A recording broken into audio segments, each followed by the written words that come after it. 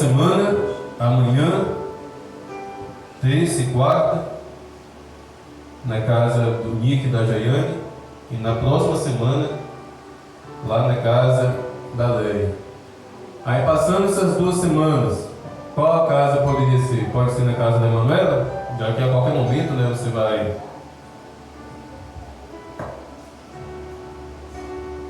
A sua viagem é mudança ou temporária?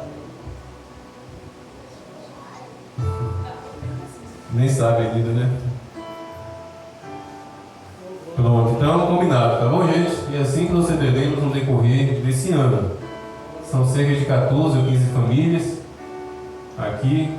Lá no Jorge Costa, a gente vai na casa de um, aí depois de algum tempinho, a gente vai na casa de outro, aí passa 2 ou 3 semanas, a gente volta na casa da terceira família que reside lá. Porque se lá for 3 semanas seguidas, fica muito pesado por conta do carro, se for 3 semanas seguidas, tá bom? Então, eu gostei, a gente sabe, a gente precisa organizar pelo menos a cada 3 meses, fazer um culto lá, bem grande lá naquele espaço, aproveitar aquele espaço.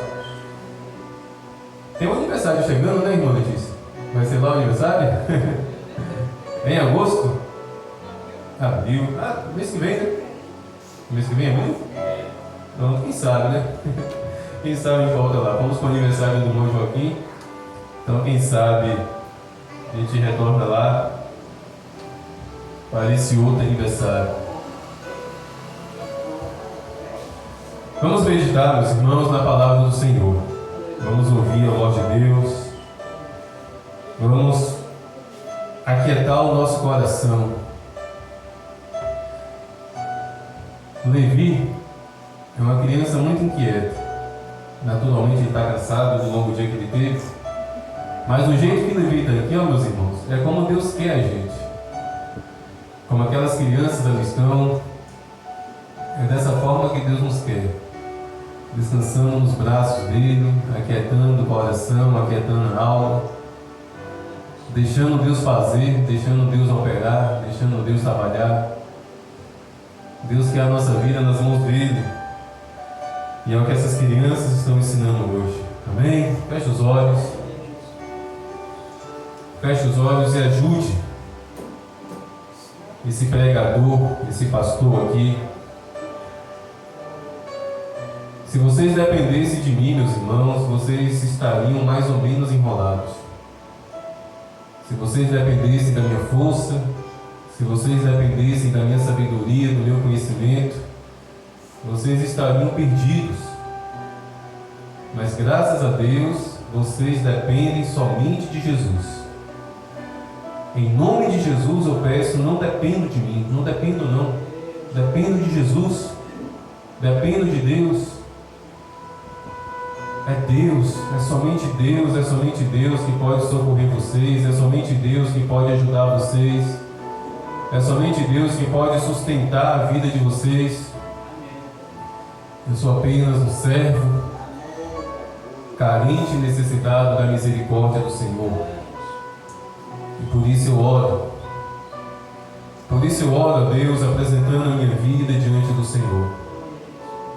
Porque diante de mim, homens e mulheres aguardam a proclamação da Tua palavra. E de mim mesmo eu não tenho palavra, de mim mesmo eu não tenho conhecimento, de mim mesmo eu não tenho sabedoria, de mim mesmo, Deus, eu não tenho nem ao menos uma gota que possa saciar a sede desse povo. É a Tua palavra, Senhor, é a Tua rica e poderosa palavra que eu preciso, que eles precisam, por isso eu te peço. Venha sobre mim a Tua graça, a Tua misericórdia, a Tua compaixão e ajuda-me, Deus, a proclamar a Tua palavra. Ajuda-me, Deus, a fluir a palavra do Senhor nesta noite. Fala comigo, fala conosco. Edifica a nossa fé nesta noite, Deus. Nos corrija, nos exorte. Que a Tua palavra seja espada, que a Tua palavra seja martelo, que a Tua palavra seja fogo a incendiar os nossos corações, ó Deus, em nome de Jesus. Amém. Evangelho de Marcos, capítulo 7.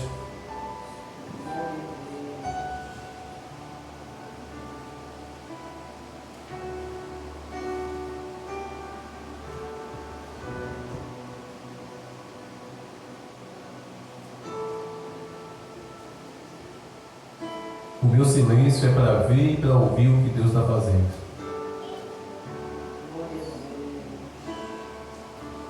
Eu tenho que ficar em silêncio, só contemplando.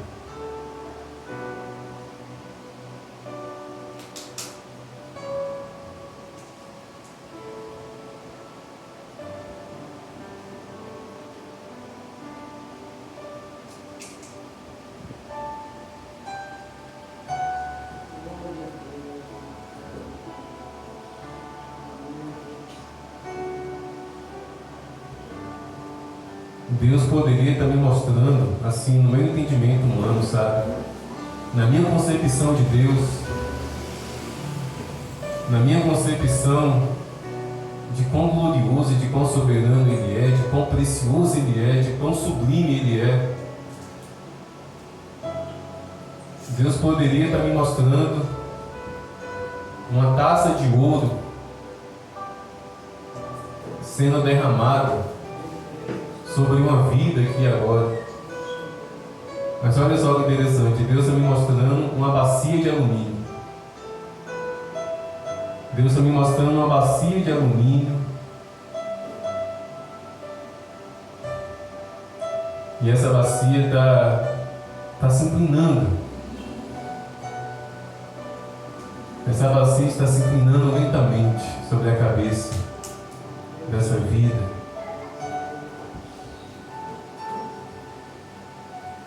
Mas eu entendo porque o Espírito Santo me diz o porquê. A bacia de alumínio é um objeto comum do lar. Taças de ouro tem de castelo. Jarros de porcelana tem nos lugares finos. Já uma bacia de alumínio é algo simples, é algo comum dentro do lar. E eu entendo que Deus está fluindo. Eu entendo o que Deus está fazendo na casa, na família. Eu entendo que Deus vai operar. Oh, Senhor Jesus. Essa bacia de alumínio, Jair, está sobre a sua cabeça. Uma bacia de alumínio. E enquanto ela se inclina, eu olho, essa bacia está vazia, mas quando ela se inclina sobre a sua cabeça, começa a ser derramado água, simplesmente água. Simplesmente água, água e água. Água sendo derramada, água brotando e fluindo de uma bacia de alumínio. E eu declaro em nome de Jesus a provisão na sua vida, a provisão na sua família. Eu declaro em nome de Jesus a provisão dentro da tua casa, da mesma forma que dentro dessa bacia de alumínio está fluindo água. A água supre, a água sustenta, a água refrigera. A água também limpa. As águas do Espírito Santo de Deus sobre a sua vida, sobre a sua família. Não faltará a presença de Deus, como um rio de águas vivas na tua vida e na tua família, em nome de Jesus Cristo. Bendito seja o teu nome, Senhor. Bendito seja o teu nome, Jesus. Bendito seja o teu nome. A tua presença é maravilhosa, a tua presença, Deus, é doce. Como a tua presença, Deus, me mantém de pé. Como a tua presença, Deus, me mantém firme. Como a tua presença, Deus, me sustenta, me alimenta, me refrigera. Como a tua presença, Deus, aumenta e fortalece a minha fé nesta noite. Aleluia, Jesus. Evangelho de Marcos, capítulo 7, versículo 21 em diante. Evangelho de Marcos, capítulo 7, do versículo 21 até o versículo 23. Porque de dentro do coração das pessoas é que procedem os maus pensamentos, as imoralidades, os furtos, os homicídios, os adultérios, a avareza, as maldades, o engano, a libertinagem, a inveja, a blasfêmia, o orgulho, a falta de juízo. Todos esses males vêm de dentro do coração das pessoas e contaminam as pessoas. Aleluia, Jesus. Que palavra, que versículo, que revelação do Senhor Jesus Cristo aos nossos corações. Meus irmãos, continuamente eu recorro a esse versículo, continuamente eu me volto a essa declaração de Jesus. Porque eu entendo que continuamente, repentinamente, nós colocamos sobre os ombros de Satanás a culpa dos nossos pecados, a culpa dos nossos erros, a culpa das nossas falhas. Nós colocamos nas mãos de Satanás a responsabilidade pela nossa irresponsabilidade. Mas aí vem Jesus, o próprio Jesus, e diz: nananina, não é do coração do diabo, não, é do teu coração, é do meu coração, é do meu coração, meus irmãos, e é do coração de cada um de vocês que aqui estão, que procede essa lista maligna a qual Jesus aqui citou. Meus irmãos, o diabo só leva uma pessoa a pecar se essa pessoa já estiver desejando pecar. O diabo só consegue cravejar uma seta a conduzir alguém a cometer um erro se essa pessoa já estiver se inclinando para o erro. Satanás só consegue empurrar uma pessoa para o abismo se essa pessoa já estiver na beira do abismo. É o homem, é a mulher que facilita as coisas para o diabo. Somos nós, meus irmãos. Muitas foram as vezes que eu escutei a seguinte simbologia, o seguinte exemplo, que Satanás é alguém segurando uma bandeja, e que somos nós que nos aproximamos do diabo para meter a mão nessa bandeja e pegar o que ele estaria oferecendo. E de certa forma é verdade, mas o oposto, meus irmãos, também é verdadeiro. Muitas vezes somos nós que estamos com a bandeja na mão para oferecer a Satanás. Muitas vezes somos nós que estamos segurando uma bandeja e dentro dessa bandeja o nosso coração, e nós estamos oferecendo ao maligno. Porque é do nosso coração que procede. É do nosso coração que flui, meus irmãos, muita e muita maldade. E tem sido assim desde o Éden. Desde o Éden, o homem não assume a sua culpa, mas delega a sua culpa. Adão, perguntou Deus, quem foi que disse que você e sua esposa estavam nus? O que aconteceu, Adão? Ah, Deus, foi a mulher que o Senhor me deu que me enganou. Deus olhou para a mulher. Deus, foi a serpente. Meus irmãos, dá para a gente entender isso. A serpente foi a única que assumiu que estava errada. O homem não assumiu, a mulher não assumiu, a serpente, uma personificação ali de Satanás, ela segurou o pepino dela, ela ficou calada, não foi eu mesmo. O silêncio dela foi um sim, foi eu mesmo. Já o homem e a mulher quiseram colocar a batata quente longe deles. Ah, pastor, mas de fato Adão foi enganado pela mulher. Não foi não, Adão estava ali mais tempo que ela. Antes da mulher ter sido criada, Deus confiou a Adão ser o jardineiro ali do Éden. Adão conhecia aquele fruto, ele conhecia, ele comeu porque ele quis, ele comeu também porque ele desejava. Ela foi enganada, foi manipulada, porque ela deu ouvidos aos enganos da serpente. Só que antes dela ir até o fruto e pegar aquele fruto e comer, a Bíblia deixa bem claro que Eva estava olhando para aquele fruto e desejando, porque era uma fruta vistosa, agradável aos olhos, e certamente ela deduziu que deve ser saborosa. Ela já estava ali olhando, ela já estava ali desejando. E certamente Adão também desejava comer aquele fruto, porque ele comeu facilmente. Adão tentou ludibriar, não, Deus não fui eu. A mulher tentou ludibriar, não, Deus foi a serpente. Como eu disse, a serpente foi a única que segurou a responsabilidade. Aqueles dois não, mas eles eram culpados. Eles eram culpados. Meus irmãos, precisamos atentar para isso. Precisamos olhar para dentro de nós e entender que existe um coração que não mudou no dia que você recebeu Jesus como Salvador. Não mudou. Acredite, o seu coração continua o mesmo, enganoso, mentiroso. Não pense que foi depois do batismo. Não pense que foi depois de você ter recebido o batismo com o Espírito Santo, e quem recebe o batismo com o Espírito Santo sabe que recebeu, inesquecível. Seu coração continua lá o mesmo, de carne, enganoso, manipulador. Assim, meus irmãos, é o nosso coração, e é desse coração, meus irmãos, que procede toda a maldade. Toda a maldade. Mas sabe o que me constrange? Lá no livro de Provérbios, Deus abre a boca e diz o quê? Filho meu, dai-me o teu coração. Como pode?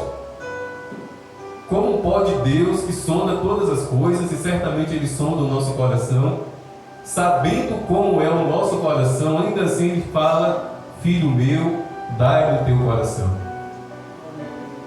Sabe por que Deus diz isso, meus irmãos? Porque Deus é o maior interessado em transformar o nosso coração. Deus é o maior interessado em restaurar, em regenerar, em remover do nosso coração tudo aquilo que é mal, tudo aquilo que é imundo, tudo aquilo que é promíscuo. Deus é o maior interessado em fazer com que o nosso coração deixe de ser uma bandeja atraente a Satanás e se torne de fato templo e morada do Espírito Santo. Deus é o maior interessado. Mas Deus não diz, filho meu, eu vou pegar o teu coração. Filho meu, eu vou arrancar o teu coração para mim. Deus diz, filho meu, me dê. Me dê o teu coração. Deus ele pede. Deus ele pede. Meus irmãos, Deus ele não precisa pedir absolutamente nada, porque Ele é soberano. Mas para mim e para você, Ele pede o nosso coração, porque Ele não força, Ele não obriga. Deve ser uma decisão deliberada da nossa parte, deve ser uma decisão sincera e verdadeira da nossa parte, entregar o nosso coração ao Senhor. Porque, meus irmãos, um homem, uma mulher, um crente na igreja, cujo coração não está nas mãos do Senhor, é um crente só na igreja. Não vai ser crente fora da igreja, não. Não vai ser crente fora da igreja. Pode ser conhecido como crente. Pode receber a paz do Senhor pelas ruas que passarem, pelas casas que entrarem. Mas se o coração deste homem e dessa mulher não estiver nas mãos de Deus, vai ser crente só na igreja.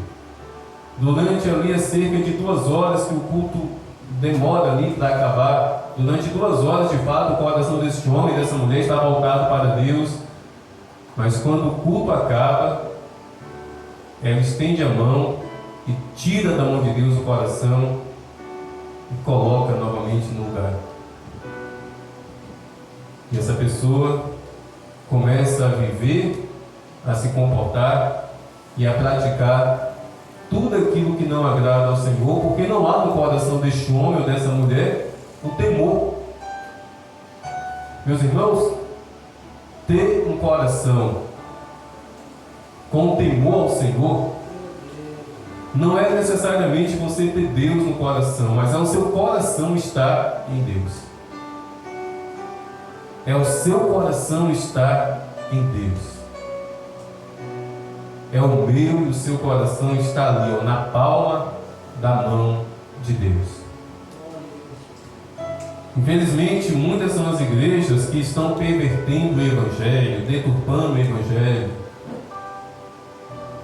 E tem sido ensinado que mais importante é o quanto você oferta, é o quanto você devolve de dízimo. Oferta e dízimo é bíblico, tem que ser obedecido. Mas, meus irmãos, nada substitui o teu coração. De nada adianta você colocar R$1.000 dentro desse gasofilácio se o seu coração não está na mão de Deus. E quantos são aqueles que estão no engano? Quantos e quantos são aqueles que estão nesse engano miserável de acreditar: não, eu oferto, eu devolvo o dízimo, eu não falho um mês, Deus vai me abençoar. Se o seu coração não estiver na mão de Deus como uma oferta agradável, maldição e mais maldição será sobre a tua vida. Quem tentou, meus irmãos, comprar, quem tentou fazer negócio, foi Satanás. Diante de Jesus, Satanás tentou fazer um negócio. Satanás ofereceu todas as riquezas desse mundo, e Jesus, é claro, recusou. Nenhuma bênção de Deus, meus irmãos, nenhum socorro de Deus para mim e para você é em resposta ao dinheiro que você coloca no gasofilácio. Não sejam enganados, não sejam manipulados. Isso é mentira, isso é engano. Oferte e devolva o dízimo por entender que é bíblico. Mas quer ser abençoado mesmo? Oferte o seu coração. Oferte o seu coração na palma da mão de Deus e acredite. Graça e mais graça, misericórdia e mais misericórdia se chegará sobre a minha vida e sobre a tua vida. Agora fica uma pergunta: como pode fluir do meu coração bênção se o meu coração não estiver na palma da mão de Deus? Como pode fluir do meu coração palavras de vida eterna se o meu coração não estiver na mão de Deus? Infelizmente, muitos são aqueles que estão na obra de Deus, mas o coração não estão na obra de Deus. Muitos são aqueles que estão nos púlpitos, louvando, cantando e pregando, mas o coração não está nas mãos de Deus. Tem aparência de homem e mulher de Deus, mas o coração não está na mão de Deus. E, infelizmente, destes, por mais que cante bem, por mais que pregue bem, destes, do coração destes, por mais que pregue a palavra, por mais que pregue a palavra corretamente, início, meio, fim, uma bela introdução, uma bela aplicação, do coração deste só flui maldição, principalmente dentro da sua casa. Quantos são os pregadores que nos púlpitos pregam bênção, mas dentro de casa flui maldição? Maldição para a sua esposa, maldição para os seus filhos. Quantas são as pregadoras que no púlpito pregam bênção, mas dentro de casa é uma maldição para o esposo, é uma maldição para os seus filhos? Coração enganoso.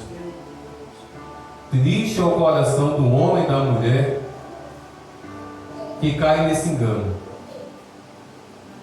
O meu coração é enganoso, o meu coração é falho, mas ainda assim Deus me usa. Eu estou no erro, eu não estou tendo uma vida sincera diante do Senhor, mas ainda assim Deus me usa. Oh, glória a Deus! Meus irmãos, eu nunca me esqueço de um homem. Eu trabalhava na empresa Montijo, empresa de ônibus. Eu nunca me esqueço deste homem e oro a Deus que ele tenha mudado. Espere em Deus que ele tenha decidido mudar de vida. Mas pensa um homem legal, gente boa. Ninguém ali naquela empresa tinha do que se queixar dele. Motorista de ônibus. E eu era uma das poucas pessoas que ele conversava. Eu ia com a minha Bíblia, ficava o tempo inteiro lá sentado no meu posto de trabalho com a minha Bíblia. O meu apelido ali era irmão, todo mundo chamava de irmão naquela empresa. E um dia esse rapaz iniciou uma conversa comigo a respeito do poder de Deus, a respeito da fidelidade de Deus. E olha só o exemplo que ele deu, olha só o exemplo que ele deu a respeito de como Deus é fiel. E ele disse: irmão, eu estou assombrado com a fidelidade de Deus, eu estou assim maravilhado, irmão. Porque, irmão, eu vou confessar para você. Ô irmão, eu estou assim num beco sem saída. Eu comecei algo errado, meu irmão, e eu não sei como terminar. E ele ficou dando umas voltas assim, sabe, falando que era errado, falando que era doido, falando que era laço, até que ele chegou no ponto. Ele disse: irmão, eu estou traindo a minha esposa. Desde quando eu trabalhava em outra empresa, a empresa me colocou em uma rota que tem que pegar a estrada de terra, uma zona rural.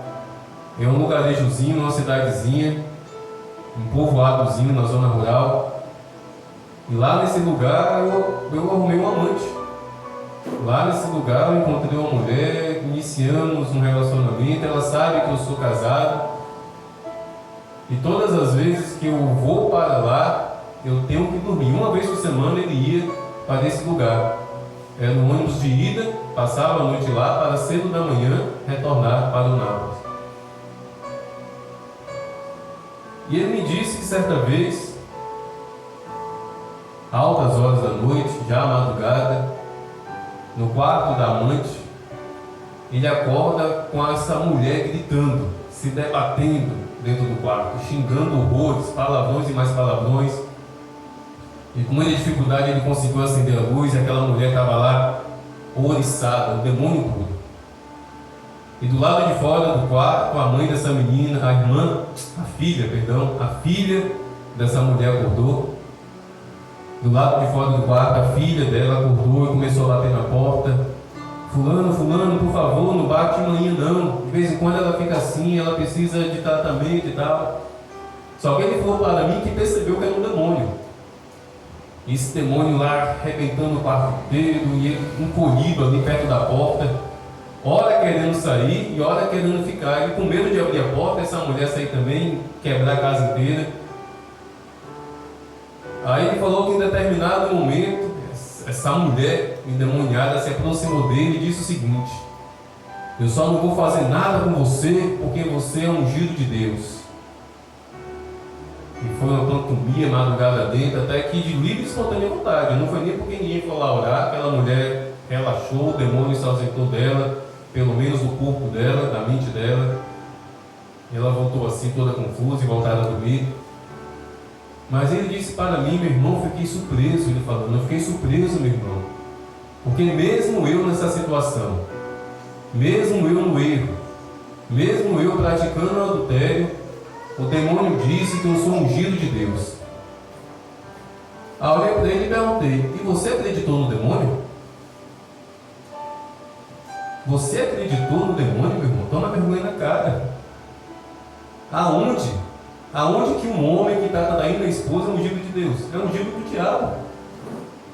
Não existe essa conversa fiada: eu estou no erro, eu estou no pecado, mas ainda assim a unção de Deus está sobre mim. Não está, não. Deus não é porco, Deus não é imundo, Deus não é sujo. Caiu no erro, caiu no pecado, caiu na desobediência, está praticando aquilo que não agrada a Deus, Deus recolhe o que é dele. Fica a misericórdia, fica a compaixão, fica a mão de Deus estendida ali para resgatar. Agora a unção de Deus, a unção do Espírito Santo, não. Falei: meu irmão, você foi enganado pelo demônio para você continuar nessa vida, para você continuar acreditando que mesmo no adultério, tu é um ungido de Deus. Pouco tempo depois, esse rapaz ficou enfermo. Ele começou a sentir muitas dores em uma das pernas, muita dor assim próximo ao fêmur, próximo à bacia, dores intensas. E depois de muitos exames, descobriu que ele estava com câncer no osso, e o câncer começando ali no início do fêmur, perto ali da bacia. E ele se ausentou do trabalho, nunca mais voltei a vê-lo. Pouco tempo depois eu saí da empresa, fui trabalhar em outro lugar. Mas eu falei: olha só como Satanás engana as pessoas. E isso acontece. Culto acabou, E muitos vão-se em volta para casa. Opa, como Deus me usou hoje. Eu cantei, a igreja correspondeu, todo mundo deu glória a Deus. Oh Deus, obrigado. Eu estou no erro, mas ainda assim o Senhor me usa. Não, usa não.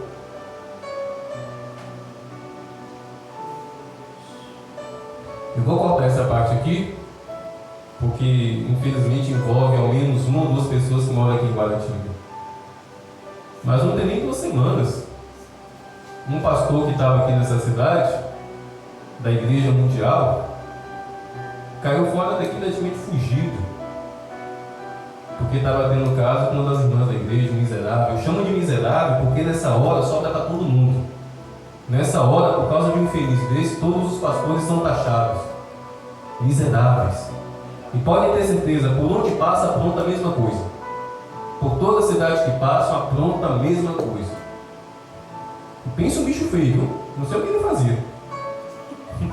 Eu sou feio, mas ele era deixado.